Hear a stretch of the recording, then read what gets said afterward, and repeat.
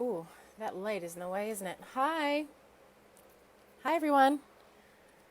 Thanks for joining me today. If you join me live, I'd like you to comment that you're here and let me know if there's anything in particular that you would want in your life in place of social media. There's my clock again. Tells me I'm on time, which I like to be. So, the topic that won today was social media addiction, and that's obviously not a chemical addiction, it's a behavioral addiction. So, how do you become addicted to social media? Well, there's an activity that you repeat. Usually, you repeat it because it gives you pleasure. The part of your brain that releases dopamine does so. It tells you it's a good activity and it compels you to want to do it again to get that nice shot of dopamine again.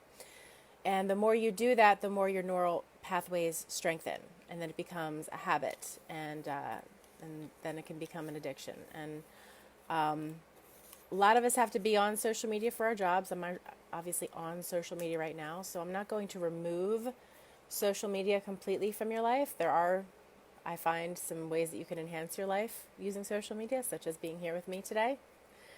So, but I am going to help you install some healthy boundaries that you will enforce yourself. And we will disrupt that neural pathway by speaking directly to your subconscious and give you things, alternatives, that things that you can do besides being on social media that will give you that shot of dopamine. And so just awareness around social media addiction. Like I said, social media can be a very helpful, life enhancing type of tool. It can connect people from all around the world that otherwise might not connect. So there are some good things, but some detriments to social media addiction. And we can use that term clinically to talk about, that dopamine and that neural pathway, or we can just talk about it kind of generally. Like maybe it's not really an addiction, it's a compulsion. Maybe you don't even think about it. You just pick up your phone, and as soon as you pick up your phone, you open up, a particular app, maybe Facebook or Instagram or whatever it is, and you feel compelled to do that. And I feel like the people who chose this as a topic realize that they're not spending their time wisely. But besides not spending your time wisely, there are other consequences that they found psychologically. So, health. Health is one. You will be less inclined to exercise or spend your time exercising. You might also be more inclined to snack or not leave yourself ample time to prepare healthy foods and therefore resort to unhealthy foods. Mood. There's plenty of indication now that social media and your continued exposure to it could cause depression. And that's general. There could be things on social media that are, the content is depressing you. Maybe you're forming a very negative perception of the world because of the things that you're reading on social media. And like the news, it's, what's sensational is going to be most viral. So I can do that. It can also make you anxious about the future or what other people think of you. Obviously, it's used sometimes for abuse in terms of bullying. So some indications there. But also, it's a disruptor. So the interface with an electronic, be it your phone, device, computer, television, even that blue interface, that light, that sometimes even they're talking about the emittance from these devices can disrupt regular operations in your brain and can disrupt sleep patterns, which can lead to compounding mood disorders. So just be aware of that. Relationships, obviously, if you're looking at your phone when you're with people, and I know for a lot of people that's a comfort that you have your phone to look at when interacting with people is anxiety inducing, or you don't know what to say to people. It's a great thing, but there has to be a balance between your interaction with the phone and interaction with people, because it's like a muscle that grows weak. You will grow weaker and more anxious about interacting with people if you don't stretch your comfort zone to do it, and you always go to your phone instead. Self-image. So if you're looking at people's lives and you're realizing they have all these great things going on, they're going on the best vacations, they've got the greatest car, they've got the greatest home life, and then you feel bad about yourself. So self-image, and it's even impacting people's jobs. So if you have a social media addiction or compulsion and you are at a job and you're not as productive as you could be because of it, that could impact your performance, which it could impact your ability to have and keep a job. So some really serious impacts of having a compulsion or an addiction to social media. If we were working one-on-one, then what I would do would be to have a mini consultation with you prior to the hypnosis session, so that I could identify what are your particular costs. What is it costing you? So I want you to think about that right now. What is social media costing you right now? And then I also want you to think about, should we regulate your social media usage? What do you want in place of it? What's going to enhance your life? I know that that's different for everybody. Maybe you realize that you're not interacting with your family or your friends as much, or maybe you are not as productive as you should be, and that's impacting how you feel about yourself. Maybe there are really serious things that are falling by the wayside because you're neglecting to take care of them, because this is an easier escape for you. I want you to think about those things first.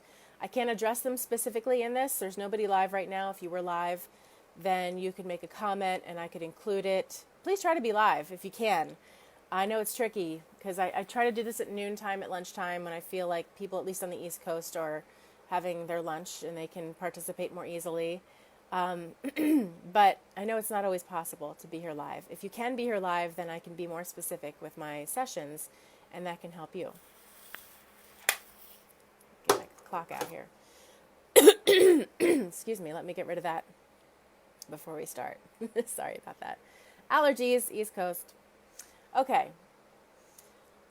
So instead of giving you very specific things that might be applicable to you, that might enhance the reinforcement of this hypnosis session, I'm going to be very general, and I'm going to suggest things that are generally healthy for you. So I'm going to generally suggest that you engage in some kind of activity outside of your phone, or to be present to the people who are there, or to take a walk, or to put some music on and dance, or to take a nap, or to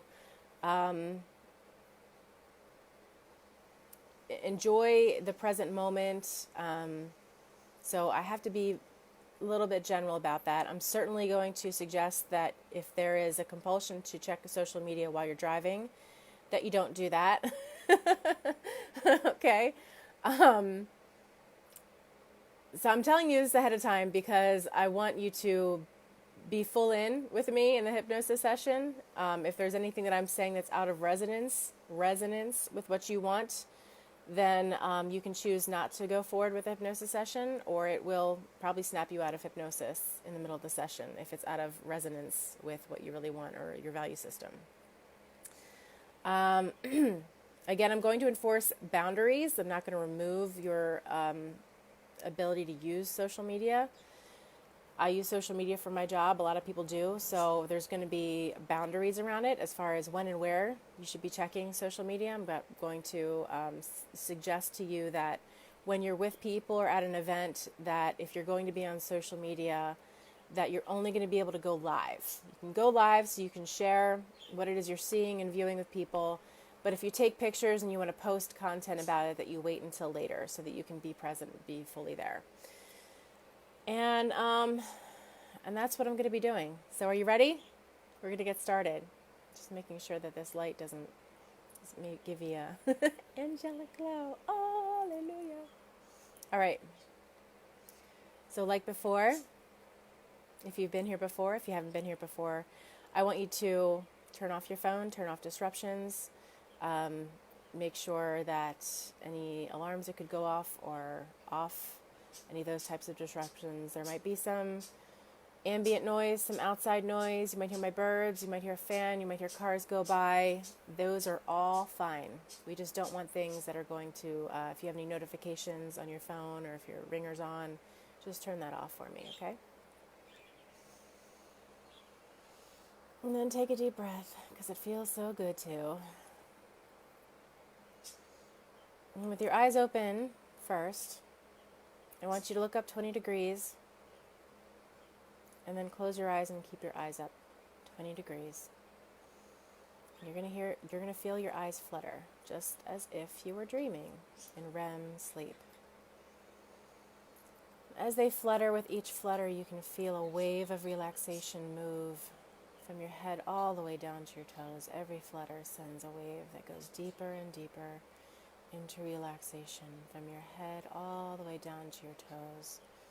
Every flutter from your scalp to your ears, to your neck, to your shoulders, to your chest, to your back, to your hips, to your thighs, and your stomach, down to your knees, shins, feet, toes, arms, forearms, fingers. Everything's completely relaxed now. You can feel your shoulders drop, you can feel your jaw drop. All the tension in your body completely leaves with each flutter and wave of relaxation that goes deeper and deeper. As you go deeper and deeper into a state of relaxation, you're going to notice your eyes drop, and it's perfectly fine. You can let your eyes drop. As your eyes drop down, I want you to notice that down below you is a hill and a valley. And you're going to take a walk down that hill into that valley right now. And you're going to feel the grass beneath your feet, a nice cool grass. You might even be able to smell the cool grass. And you're going to notice a breeze that hits your face just ever so gently. It might move your hair a little bit over your face. By the way, if you feel any kind of itch or tickle, it's perfectly okay to go ahead and take care of that and make yourself completely comfortable. It will not impact the session at all. You might notice birds in the background. You might see squirrels running around, just enjoying the nature around you. And you're going to step down now, 10. Stepping deeper down this hill and deeper into a state of relaxation. 9, going deeper now. 8, 7, deeper and deeper. 6, feeling so relaxed now. 5, as you approach the valley, you can just sense the tranquility and the peace. It continues to wash over you as you go deeper and deeper. 4, 3, so deep now, so deeply relaxed. 2, 1. If you're ready to make this change, step down into this valley of peace. 0. And as you look around, you notice how the sunshine and the breeze play in the trees and throw shadows on the ground. It's like its own little nature's disco. And as you sit there present to all the beauty of nature around you, the trees, the birds, the squirrels, the breeze, the grass, the trees, the sunshine, you have a deep, deep appreciation for just living, just being here in this physical experience of life. What a miracle life is. You can take a look at one of the leaves that's playing in the sunshine, and suddenly you can zoom in 10%, and then zoom in another 10%, and another 10%, and suddenly you're so close, so closely looking at this leaf that you can see the veins. And you zoom in even deeper to this leaf, and you can see each and every cell and how it vibrates, and you just think to yourself, what a miracle life is. You realize that there's been beauty all around you all this time, and yet you've been spending more time on your phone than appreciating everything that's around you. And you begin to resent the time that the phone takes away from you when there's all of this beauty and miracle around you. And you realize that there is a time for you to be on your phone. There is a time for you to communicate. There's a time for you to update yourself on the goings-on of the world, the goings-on of the people in your world, and that it doesn't have to take a lot of time away from you. Instead of being on your phone, you're going to feel inclined to be present to every living thing that's around you. Plants, pets, animals, people.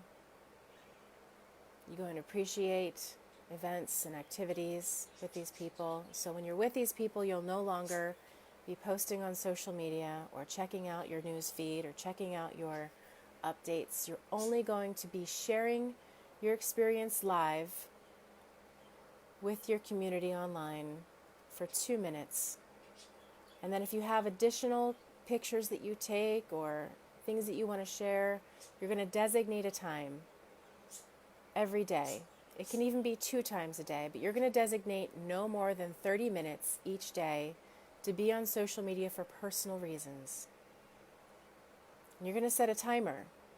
So when it's time to be on social media to update your personal network, you're going to time yourself for 15 minutes. You're going to set an alarm on your phone to buzz when 15 minutes is up, if you're doing 2 sessions per day, or if a half hour is up. And if you have to be on social media for work, you're going to set a timer for that too. So you're going to evaluate how much time this task should take, set a timer for how long that task should take, and this will keep you on task. It will keep you from checking your notifications that you know are probably personal in nature and not necessarily work-related. You're going to stay focused, you're going to get your task done, and then you're going to get off social media. You realize technology is really amazing. Think about how a car drives and realize that a car needs you to operate it. Yes, they are making cars that do operate without you, but even then you're still going to need your full attention on the road because anything could still happen. You're going to never pick up your phone, be on social media while you are on the road and driving. You realize that life is just too precious to risk being on your phone and being on social media at the same time. You can be on social media, you're not missing anything if you're missing out on social media. But when you're on social media, what you're missing out on is the miracle of life. Think about that leaf and every single cell in that leaf and how it vibrates and how it's vibrant with color and how the color is really just a reflection of the light. It's amazing. Technology is amazing, but nature is just a miracle. You're a miracle. Life is a miracle. The people in your life are miracles, and they deserve your full attention and time. And that is what you will give them from now on. And now as I count from 5 to 1, you're going to bring yourself 20% back into the room with each number. 5.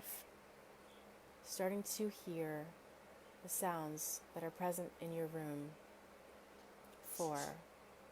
Growing more present to the room around you and the space around you. Realizing where you are now. 3. Starting to feel the sensation come back to your fingers and toes. 2. Taking a nice big stretch and breath and maybe even a yawn. 1. Eyes open, wide aware. How do you feel? Great job. Life is a miracle, right? Let's see, what song should we play today? Alexa, play I'm Alive. I'm Alive by Kenny Chesney. That's not the song I thought it would be. Can you hear it? Not a big Kenny Chesney fan, but country in general. It sounds nice. So damn easy, you say that life's so long. Everybody's got their share of battle scars. Thanks for joining me today. Please share this with anybody you feel could use a little less time on their social media apps, more time in life. Remember to like the page, join me live, and please keep the feedback coming. The feedback inspires me to make this time even more valuable. All the dreams you said and watch go up and Have a great week.